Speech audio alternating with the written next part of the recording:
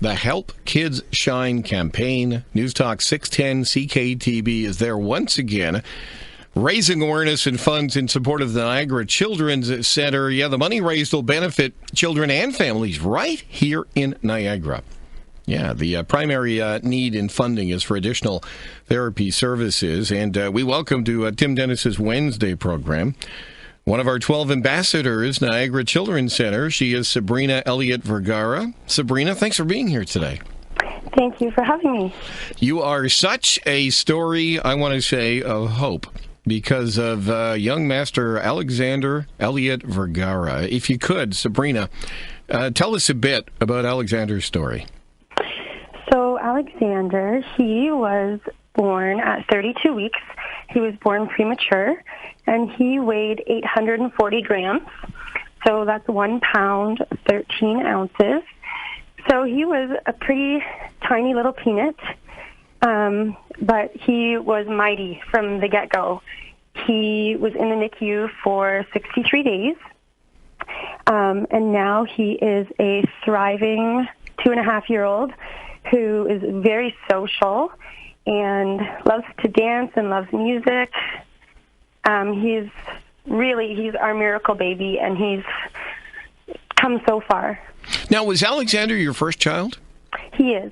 He's my first biological son, yes. You know, before we get into talking about the Niagara Children's Center, you know, your firstborn, do you have new respect for the abilities, you tell him, your little peanut, to battle?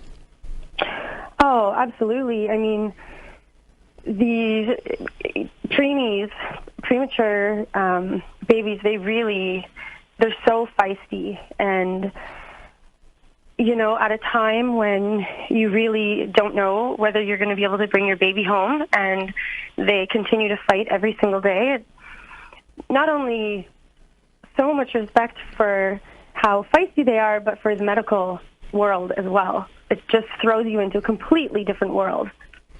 I'm reading he overcame CPAP, jaundice, painful procedures, horrible eye exams, surgery.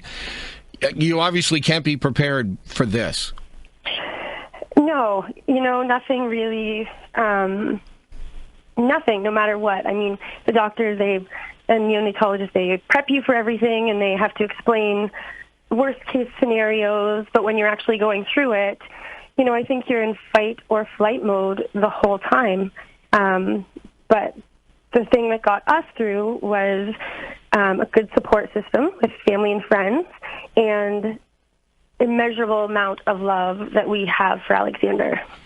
Our guest is one of the 12 ambassadors for the Help Kids Shine campaign, Sabrina Elliott Vergara. Could you do me a favor? I'm looking at his picture. Could you bottle that smile and send it around the world? We need more of that. If I could, I would. He has smiles for everybody. He really is the happiest little boy, and everywhere we go, he really does share that joy with anyone that he comes across. So what does it mean to Mom Sabrina and to young Alexander, the Niagara Children's Center? What does it mean? You know, that's a loaded question, because the Niagara Children's Center means the absolute world to us. They have, been the light in a time of uncertainty, and they continue to be that light, and support, and the local support is just, it means so much.